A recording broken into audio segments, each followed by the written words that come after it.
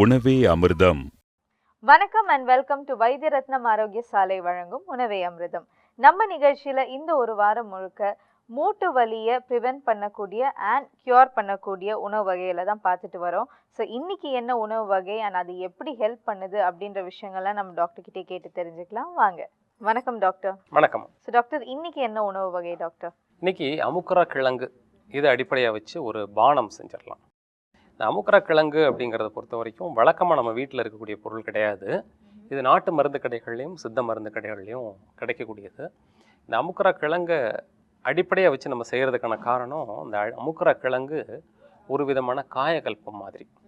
இது இந்த மூட்டு வலியை தடுக்கிறது மட்டும் இல்லாமல் ஒரு குடும்பம் மொத்தத்தையும் ஆரோக்கியமாக வச்சுக்கிறதுக்கு இந்த அமுக்கரா கிழங்குல இருக்கக்கூடிய அத்தனை ஊட்டச்சத்துக்களும் உதவியாக இருக்குது.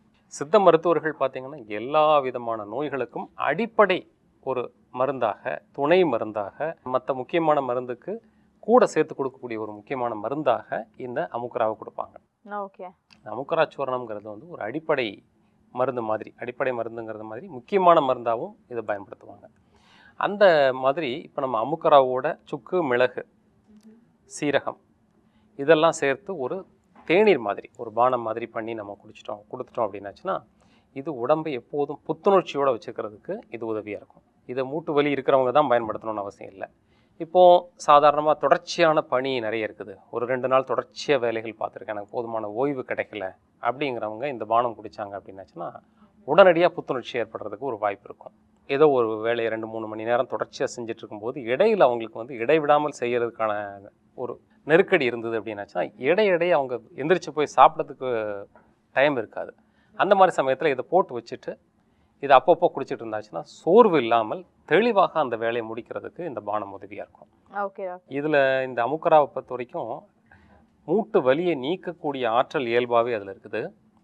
அதுபோக இக்கால அறிவியல், இப்போ இருக்கக்கூடிய ரீசன்ட் சயின்ஸ் என்ன சொல்லுதுன்னா, அதில் இருக்கக்கூடிய மூட்டில் ஏற்படக்கூடிய தாபிதங்கள், ஆன்டி இன்ஃப்ளமேட்ரி ஆக்டிவிட்டின்னு சொல்லுவாங்க.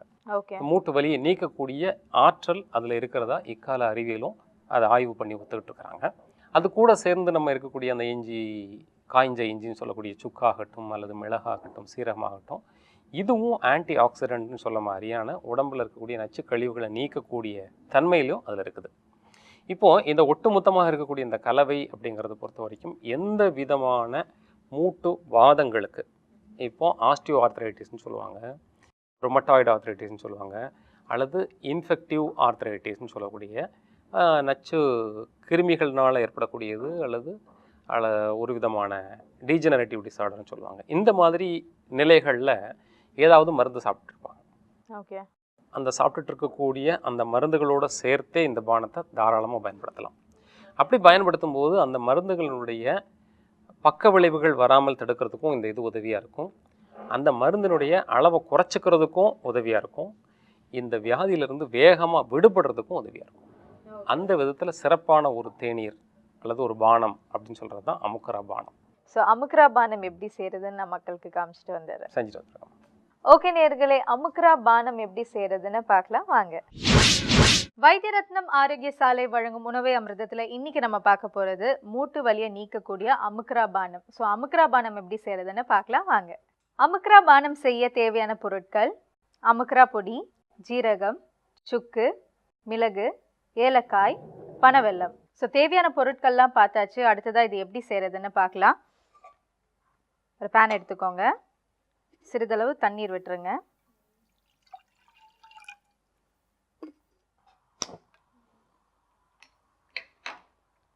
ஸோ நம்ம யூஸ்வலாக வந்து ஒரு தேநீர் எப்படி செய்வோமோ அதே ஒரு மெத்தட் தான். ஸோ இங்கே இருக்க இன்க்ரீடியன்ட்ஸ் எல்லாமே வந்து நம்ம சேர்த்துடலாம். ஸோ இது சேர்க்கும்போது நான் வந்து ஒரு பர்டிகுலர் ரேஷியோ நான் சொல்லிடுறேன். அதாவது நம்மக்கிட்ட அமுக்கரா, சுக்கு, ஜீரகம், மிளகு இது எல்லாமே வந்து 5 கிராமாக சேர்க்கணும். ஏலக்காய் மட்டும் 2 கிராம் சேர்க்கணும். ஸோ இது வந்து ஒரு வேளைக்கு நீங்கள் இது பானமாக குடிக்கும்போது தேவையான ஒரு ரேஷியோ தான். ஸோ இந்த ரேஷியோவில் நீங்கள் ஃபாலோ பண்ணி செஞ்சுடுங்க. ஸோ ஜீரகம் 5 கிராம்,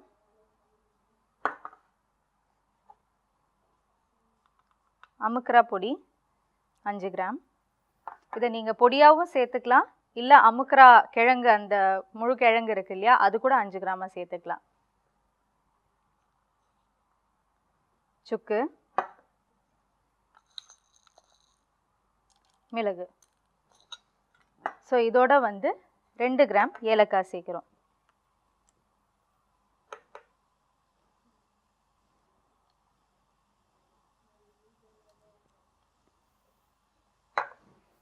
இதை லைட்டாக நல்லா கொதிக்கட்டும். ஸோ பானத்தை அருந்துறதுக்காக வந்து நம்மளுக்கு இனிப்பு தேவை. ஸோ அதுக்காக பனவெல்லம் சேர்த்துக்கிறோம். ஸோ இது எல்லாமே சேர்ந்து நல்லா கொதிச்சு வரட்டும்.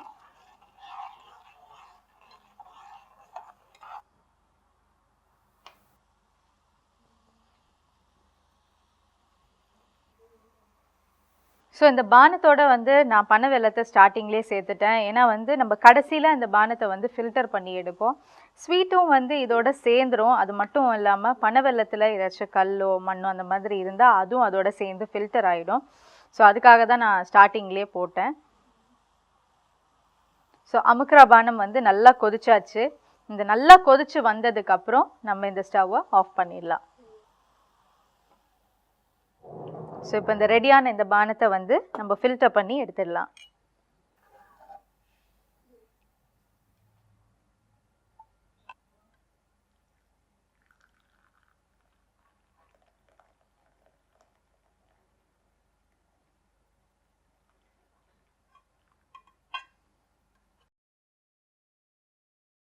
ஸோ மூட்டு வலியை நீக்கக்கூடிய அமுக்குரா பானம் வந்து இங்கே சூப்பராக ரெடி ஆகிடுச்சு. நீங்கள் இதை கண்டிப்பாக வீட்டில் ட்ரை பண்ணி சாப்பிட்டு என்ஜாய் பண்ணுங்கள்.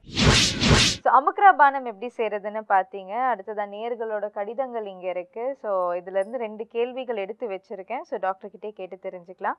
ஸோ டாக்டர், சந்தானம் தஞ்சாவூர்லேருந்து எழுதியிருக்காங்க. அதாவது அவருக்கு வந்து ஒரு தும்பல் ஒன்று ஆரம்பித்தார்னா தொடர்ந்து ஒரு 10-25 தும்பல் வந்து வர வரைக்கும் தும்பிக்கிட்டே இருக்காராம்.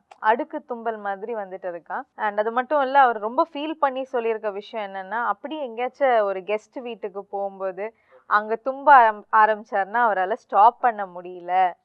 ஸோ இதிலிருந்து வந்து அவருக்கு விடுபடணும் அப்படின்னு நினைக்கிறாரு டாக்டர். ஸோ அதுக்கு ஏதாச்சும் இயற்கை வழிமுறைகள் இருக்கான்னு கேட்டு எழுதியிருக்காங்க டாக்டர். இது வந்து அடிப்படையில் அந்த பெரும்பாலும் பாரம்பரியம் வழியாக, அதாவது ஜெனட்டிக்கல் வழியாக ஏற்படக்கூடிய அலர்ஜி தன்மை தான் இதுக்கு காரணமாக இருக்குது. அது இல்லாமல் இடையில சில விதமான நோய் நிலைகள் வந்தாலும், அல்லது உடம்பினுடைய எதிர்ப்பாற்றல் மாறுபடுற மாதிரியான உணவுகள் அமைஞ்சாலும், அல்லது சூழ்நிலை மாறுபட்டாலும் இந்த மாதிரியான வியாதிகள் வர்றதுக்கான வாய்ப்புகள் அதிகம். இதை நீக்கிறதுக்கு ரொம்ப முக்கியமானது அடிப்படையில் சில விதமான உணவுகள் பக்கமே நம்ம போகாமல் இருந்தாச்சுன்னா அது தும்மல் வர்றதுக்கு நின்றுடும். இந்த காலத்தில் ரொம்ப முக்கியமாக நம்ம நீக்க வேண்டிய பொருட்கள் எடுத்துட்டோம்னா பால். இப்போ மாறுபட்ட பால் தான் கிடைக்குது. இயற்கையான பால் கிடைச்சா கூட அந்த பால், தயிர் முக்கியமாக முழுமையாக தவிர்த்துடணும். ஓகே. அடுத்தது வெள்ளை ஜீனி, அந்த டேபிள் சால்ட்டுன்னு சொல்லக்கூடிய வெள்ளை உப்பும் சரி, அதே மாதிரி பொடி உப்புன்னு சொல்லக்கூடிய வெள்ளை உப்பும் சரி, வெள்ளை ஜீனின்னு சொல்லக்கூடிய ஒயிட் சுகர், இதிலேருந்து முழுமையாக நம்ம நீக்கிடணும். அப்புறம் கோதுமை பொருட்கள், கோதுமை, மைதா, ரவை, ஆட்டா, ஓட்ஸ், இதை முழுமையாக தவிர்த்துடணும். அடுத்தது சாத்துக்குடி, கமலா, எலுமிச்சை, இந்த சிட்ரஸ் ஃப்ரூட்ஸ்ன்னு சொல்லக்கூடிய இந்த 3 பழங்களையும் நீக்கணும். அதுக்கப்புறம் ரீஃபைண்ட் ஆயில்னு இப்போ கடைகளில் கிடைக்கக்கூடிய வேதிப்பொருட்கள் சேர்ந்த எண்ணெய் பொருட்கள், இது எல்லாம் தான் அடிப்படையில் அலர்ஜி ஏற்படுத்தக்கூடியதாக இருக்குது.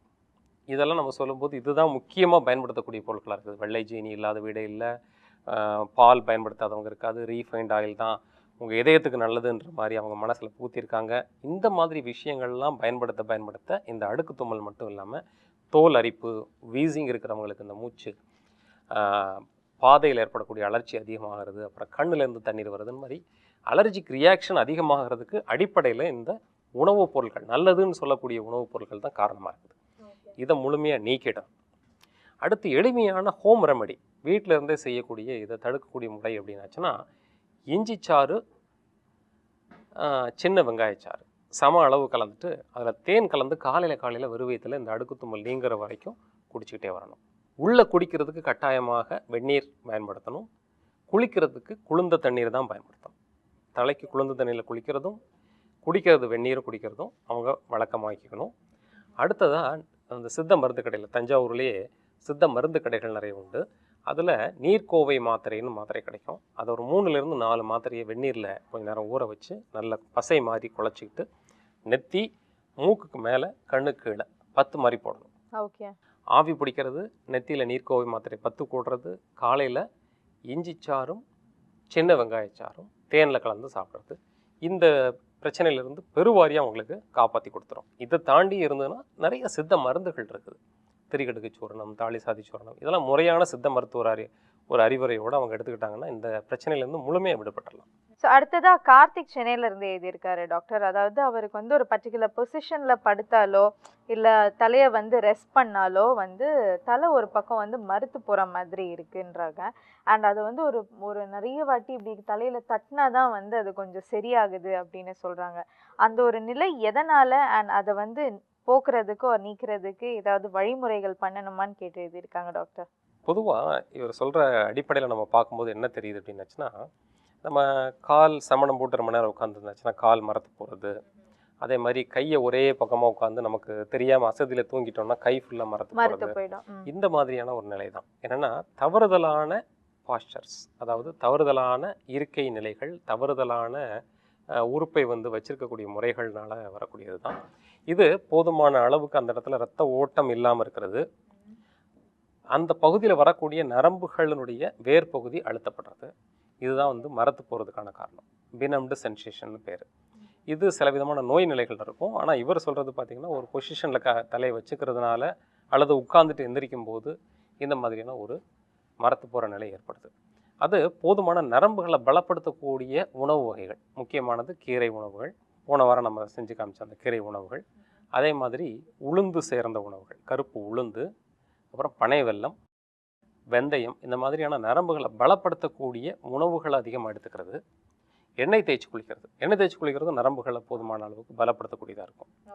அதே மாதிரி போதுமான பயிற்சி முறைகள். இப்போ அவருக்கு தலையில் வருது அப்படின்னாச்சுன்னா கழுத்துக்கான பயிற்சி முறைகள் இருக்குது. அந்த கழுத்தில் எலும்புகளுக்கு இடையில வழியாக தான் அந்த நரம்புகள் வர்றதுனால அது ஒரு பக்கமாக அழுத்திட்டு இருக்கும்போது ஏற்கனவே பாதிப்படைஞ்ச அந்த பகுதியாக இருந்ததுன்னா இன்னும் அவருக்கு அந்த அழுத்தம் கூடுதலாகி ரொம்ப நேரத்துக்கு மரத்து போகிற மாதிரி இருக்கும். அந்த மாதிரி நிலையில் உள்ளவங்களுக்கு கழுத்துக்கான எளிய பயிற்சி முறைகள், ரொம்ப சிம்பிளான பயிற்சி முறைகள் இருக்குது. கழுத்தை முன்ன பின்ன அசைக்கிறது, மெதுவாக செய்யணும். பக்கவாட்டில் அசைக்கிறது, கழுத்தை வந்து சுழற்ற பயிற்சி, இதே மாதிரி உடம்புல உள்ள எல்லா ஜாயின்ஸுக்கும் சின்ன சின்ன பயிற்சி முறைகளை செய்யணும். முறையான ஆலோசனையோட அந்த பயிற்சி முறைகள் செய்கிறது, எண்ணெய் குளியல் செய்கிறது, நரம்புகளை பலப்படுத்தக்கூடிய உணவுகள் சாப்பிட்றது, இது மூலமாக இந்த பிரச்சனையிலேருந்து விடுபடலாம். Thank you so much doctor. இன்றைக்கும் நிறைய விஷயங்கள் நாங்கள் உங்ககிட்ட தெரிஞ்சுக்கிட்டோம். தொடர்ந்து நாளைக்கு நம்ம நிகழ்ச்சியில் பேசலாம். நன்றி. ஓகே நேயர்களே, இன்னைக்கு நம்ம நிகழ்ச்சியில் அமுக்ரா பானத்தோட சிறப்புகள்லாம் என்னென்னு தெரிஞ்சுக்கிட்டீங்க. நாளைக்கும் இதே மாதிரி மூட்டு வலியை தவிர்க்கக்கூடிய அண்ட் கியூர் பண்ணக்கூடிய வேறொரு உணவு வகையுடன் உங்களை சந்திக்கும் வரை இட்ஸ் பாய் ஃப்ரம் உணவே அமிர்தம் டீம்.